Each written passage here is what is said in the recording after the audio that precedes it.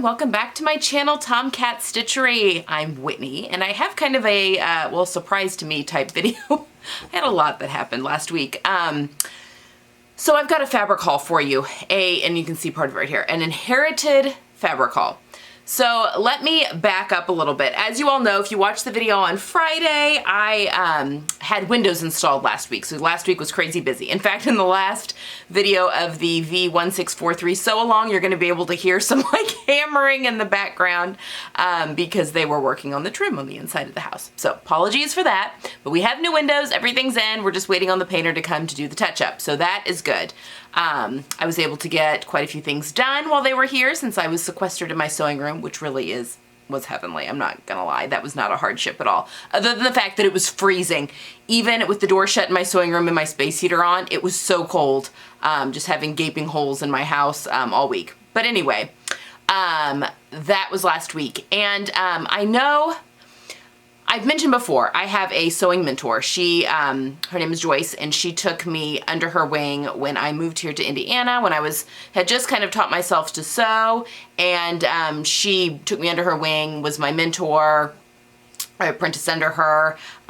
She retired, I don't know, a few years after, a couple years maybe after I was with her, and then I went and worked for Sarah, who bought her business, and continued some training and working in a workroom with Sarah. So you've kind of probably heard that backstory. Well, Joyce has some health issues, and she is no longer able to sew. Yeah, I won't get into the nitty gritty, but basically she can no longer sew and was ready to get rid of her entire fabric stash. Now I want to back up and say, Joyce has been a professional seamstress since, her early 20s. She's been sewing her whole life, but since her early 20s maybe. And in the 80s, she had a shop with employees and all that kind of stuff. All 80s up through the end of the 90s. I think early 2000s maybe is when she closed the shop. But she did custom bridal wear, and it morphed into a fabric shop. She had a fabric shop and then did custom clothing and mostly custom bridal wear, mother of the bride, that kind of thing. But again, had a very nice fabric shop that was in the front of that workshop. And then she closed up, decided that she wanted to downsize a little bit. She was getting older, and moved her her workroom or whatever into her home, and then it was just her. She got rid of the employees, and then it was just her. So she had a ton of fabric when she closed that fabric store that lived in her house, which was always fun to go and look at all the pretty things in Joyce's storage. They built a whole storage room off their garage that housed all this fabric. Well, Sarah, when she bought the business, bought the fabric with it, but Joyce kept some cuts for herself, just because she couldn't part with some of the really, really beautiful things. And keep in mind that even though she was sewing professionally, Joyce also had like a personal fabric stash from trips. She's like the rest of us, she would see things and that, whatever. Anyway, that's a lot of ramble. So Thursday I got a call saying that she was ready to get rid of all of her fabric stash and wanted to give it to our professional sewing group. She wanted us to have first dibs on the fabric, and we had our Christmas party on Friday, and she wanted to take it, have it all brought over to, well, Evelyn, I've talked about Evelyn before, her house, to have everyone be able to look through it and take what they wanted. So I went over on Thursday to help pack up quite possibly the largest fabric stash I personally have ever had the chance to look at. And bless her, Joyce knew almost every single cut of fabric that was up in her room. And it's been a while since she's been able to get up into her sewing room. So that was encouraging, just how sharp she still is, and could totally tell us exactly, why she purchased that, what it was intended use for, and that kind of thing. Anyway, she told us, just take what you want as you're packing things up, and I took a lot of fabric. But what's even worse is that what didn't get taken from Evelyn's house is now living in my basement. We're gonna figure out a way to sell the rest of it, or just figure out what we're gonna do with the rest of this for Joyce and her husband Mike. I don't think that I am exaggerating when I say definitely hundreds and hundreds of yards of fabric, if not over 1,000 yards of fabric. And I'm gonna show you right now what's in my basement. Okay guys, so this is what happened this last week. Oh my gosh, look at all this fabric. Can you even? So I started trying to put it in box as I was taking it out, and it just grew. She just has the most beautiful stock. I just keep, every time I'm going through more fabric with people, I still find things I love. Like, this is all silk. This is silk. This is silk, which isn't really, I love the colors. The print's not really my thing, but it's silk, so that will make a fantastic lining in a jacket. I grabbed this black wool crepe. You guys know I don't wear black, but for my mom, she does wear black. This is all silk. This is silk. This gorgeous, this is only about a little over a yard of this beautiful boucle, but somewhere right here, there's a coordinating wool gabardine. Again, all of the stuff is just, it's all really good. This is some of that coat lining that's the flannel backed on one side that I showed you. I bought some of that at, in Chicago not that long ago. But she has a whole bunch of that. This beautiful, it's just really interesting stuff. This is a Matelassé silk. But I'm going to show this all to you. So this is everything that I've possibly taken for myself. Some of this might go back into the pile. We'll see. Again, there's a whole bunch of stuff in this bucket. I've got some specialty stuff. Anyway, I'm going to break it all up and show this to you guys. Probably by substrate, so I'll show you all the wools, all the silks, the cottons, that kind of thing. But let me show you what I'm also storing. So all of these containers are filled with fabric. Now the bin, well no, it's not even that bin. That bin is not. There's one of these big bins down here, has a lot of like offcuts and some more like scraps, but it's like 4-ply silk and really good stuff. There's some polyester in here, but not a lot. Most of it is all high quality designer fabric that have been purchased over the past 50 years. So anyway, this is the pile here that needs to find a home, and possibly some of the stuff on my cutting table might be added to this as well. So that is what I'm dealing with right now. My basement. Okay, you see, I'm not lying. I don't know if those boxes came across to scale. There's a lot of fabric packed into all those boxes. And what's worse, there's a little bit of polyester in there, but high-end good polyester. But most of it is, designer stuff. Some of the, I didn't take any of the really nice laces and silk. I took a little bit of specialty stuff. But Sarah, who still owns the bridal shop, took a lot of the really nice, special occasion wear fabric, just because she uses that a lot when she does custom stuff for brides, mother the brides, and even just having pieces to help when they're altering certain dresses and that kind of thing. But there was stuff that still had price tags on it from when it had been in her shop for like $200, $120, $150, $200 a yard. Stuff like good French laces, and I can't even tell you, it was like Aladdin's cave. Anyway, I have a large amount of fabric, as you can see, that was sitting on my cutting table, and I've gone through, folded it all up, and sorted it by type. And so I am going to break up this fabric haul into probably 3 different videos, and I'll just gradually the next few weeks kind of sprinkle them in there. But I wanted to start today with the wool, because wool was something that Joyce and I shared in common, a love of wool, and I have a lot here.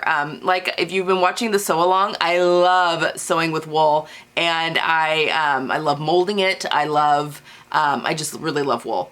So I wanted to show you the wool that I brought home with me. Will all of this stay in my stash? I'm not sure.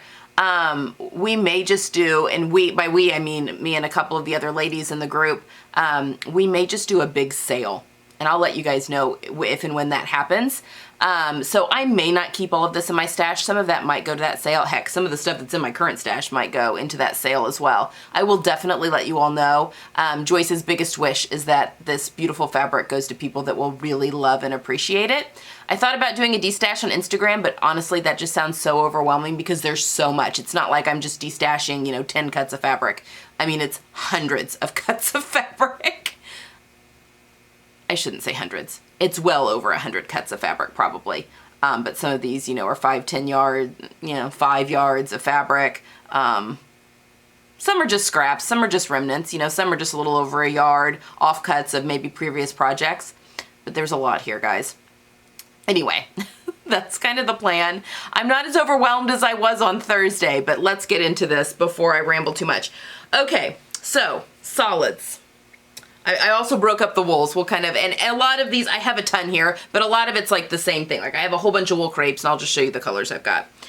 So these are some of the solids I've got, and these are all, let's see, these first two are just gabardines. Yes, I've got this gorgeous winter white gabardine. I mean, this is going to be a pair of pants, maybe a suit. I'm not really sure how much. This is definitely has been cut into, because I can see there's some like rambly scraps here, but there's still a lot here. If I have enough for a suit, definitely a suit. I mean, there's a pretty, I mean, this is a thin wool. There's a pretty substantial amount that's there. I haven't opened all these up. In fact, I was opening a few of them up and realized that some of them were a lot less fabric than I thought they were, which could be the case when I get into some of these other ones. But I mean, this is a gorgeous wool, winter white, and I think this one still had a, oh no, wait, it doesn't. Some of these still have like tags on them from when they were in her shop. This one does not. It has like the thing with the tag went on, but who knows what happened to the tag. But this is a gorgeous wool gabardine. I mean, a pair of winter white trousers, possibly a jacket, would be amazing in this. I mean, a whole winter white suit with like a cashmere winter white sweater under. Oh, bright, bold lip. I'm gonna need more places to wear all this stuff too, by the way. Or will I ever live to sew through all this? No, probably not. Then we came across, this is also a gabardine and kind of this pinky peachy color, which really kind of goes a nude on me. I grabbed it anyway, a lot, really, honestly, thinking more, I mean, it's like the same color as my skin, of Ava, my daughter. She is also fair skinned, but she is a warm palette fair skin. I think that makes her a spring. So she's got warm undertones, but she is fair. So I thought this could be something really beautiful for her. And I did grab a few things with her in mind that are more her colors and less than mine. The other good thing is that Joyce and I have a lot of, we're both cool palettes. She is darker than I am, but we're both cool palettes, so we have a lot of crossover between the colors, which worked out well for me. Okay, next up I have two navies, and these, I would call these a navy twill, a navy wool twill, and they're not, they're two different fabrics. They're not the same, I don't think. In fact, this one might have some silk in it. Oh, this one's Pendleton. Okay, so this one is not the Pendleton. Oh, yes it is. Oh, it is the same fabric. This is the same fabric. Pendleton wool. Still has the tags on. I have a 2-yard cut and two 2-yard cuts. Yes. And I'm not sure what that pin is for. That's going to end up in my shoe at some point. This is Pendleton wool. So yeah, a navy twill wool from Pendleton. I have 4 yards here. So, gosh, if that's 4 yards, then I definitely probably have enough of suit in that white. But anyway, 4 yards, navy, and navy is one of my favorites.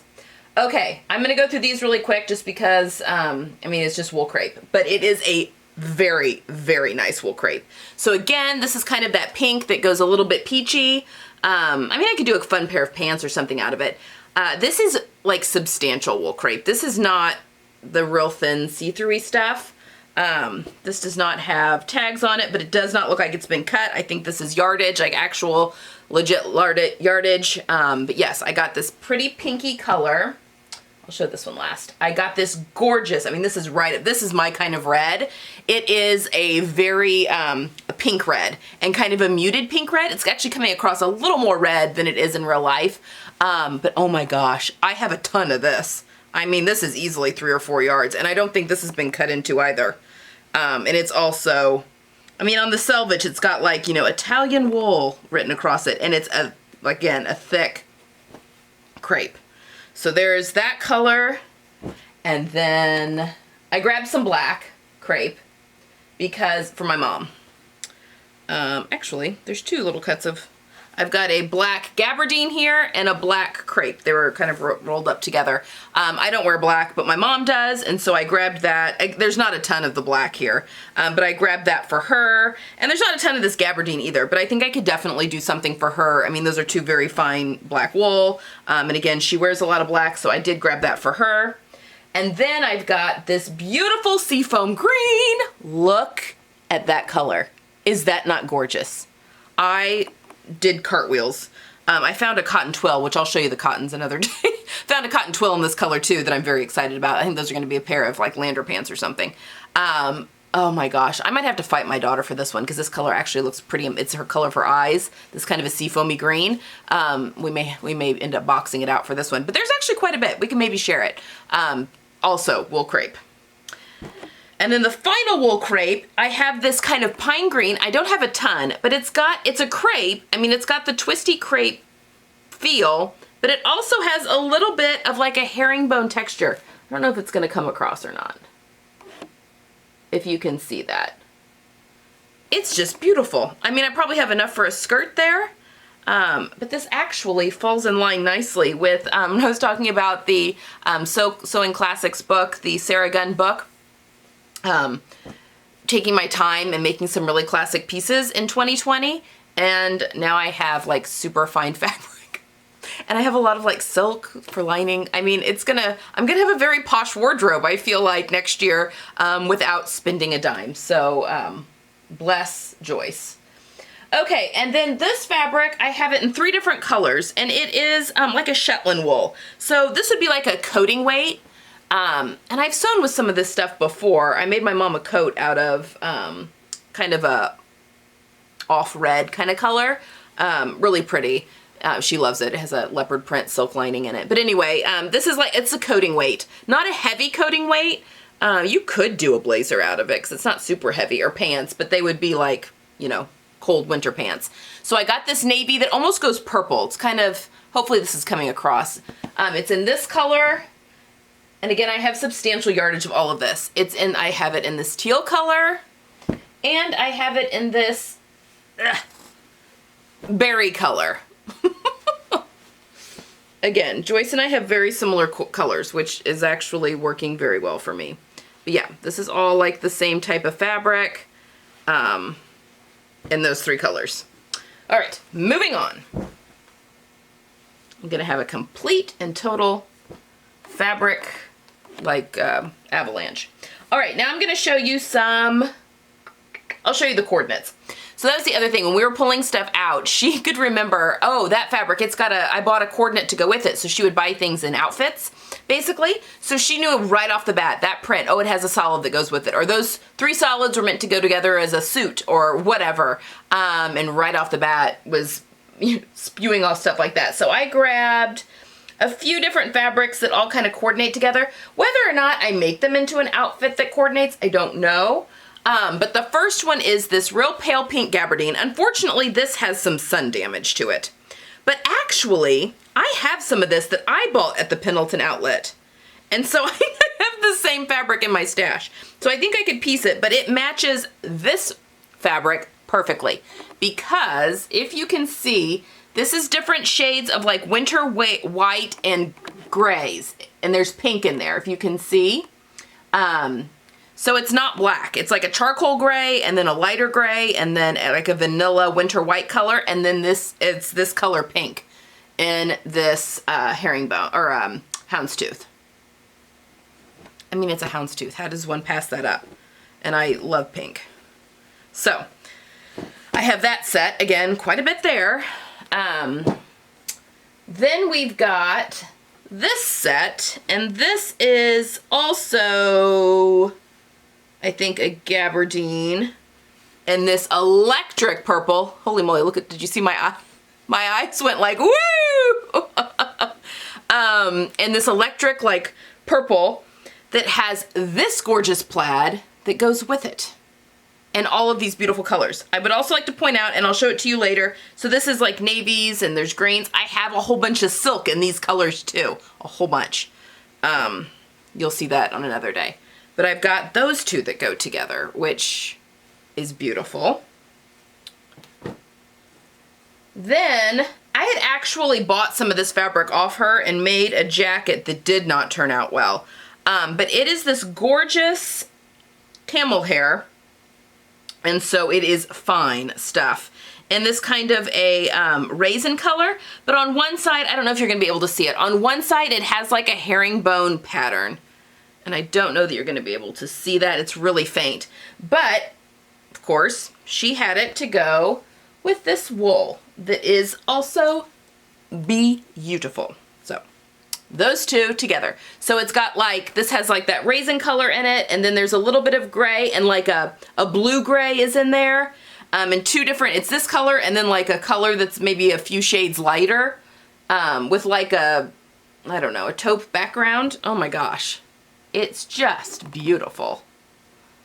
I mean, what's this gonna be? Maybe a pair of pants. So yeah, as I'm also taking my body shape class with Christy Russell at the moment, you know, I like to wear print is better on my lower half, so we'll see. But there was this set, which these aren't really, I mean, this is like everyone's color. Everyone can wear teal. But it went with this. Look at this. These are not my colors really, but I just couldn't resist. Is that not gorgeous?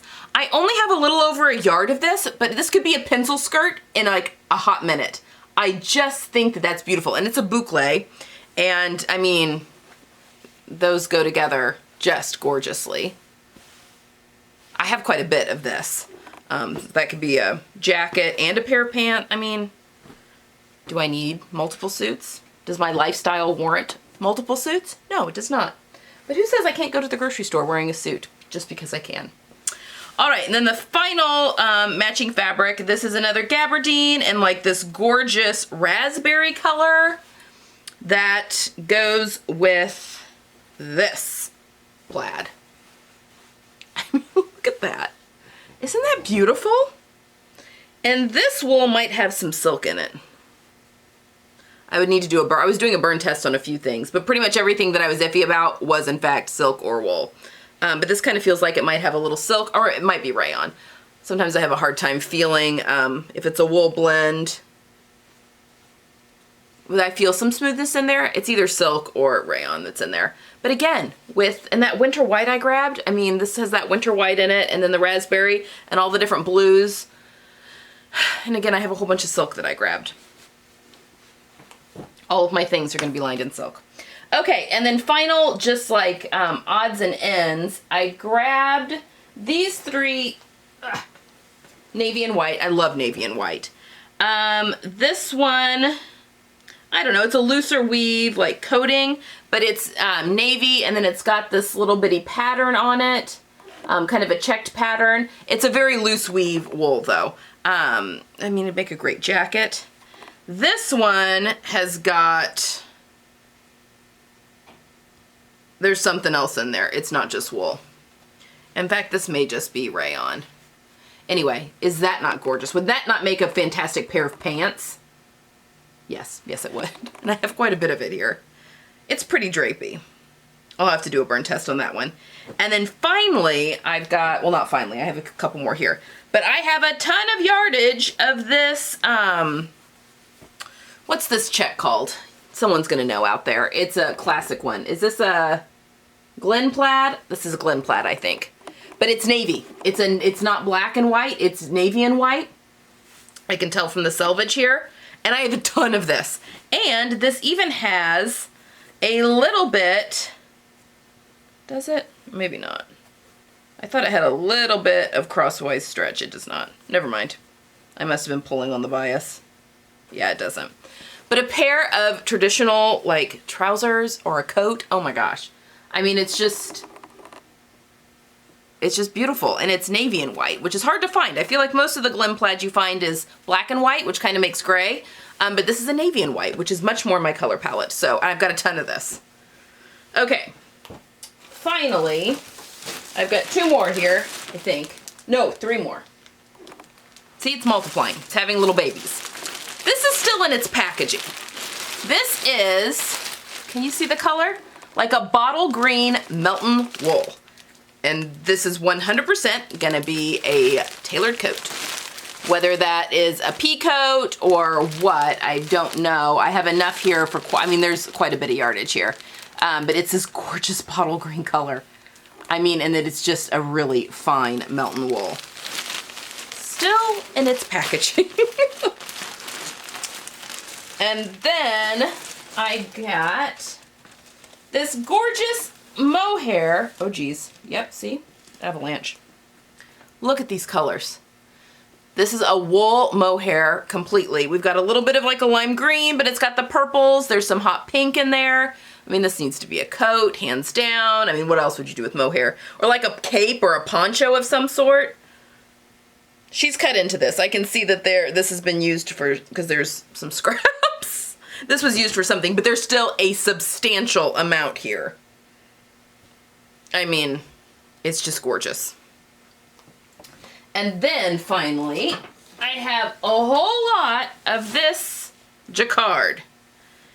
And this is wool. And it's like a double, like a double wool or whatever. Not net, it's not net, it's woven. But you know what I mean? Like you can see like in between the layers. I actually have some Dolce & Gabbana like this. So it's like 2 layers of wool crepe that are bonded together. And so one side is this and the other side is this, but they can both be the right side.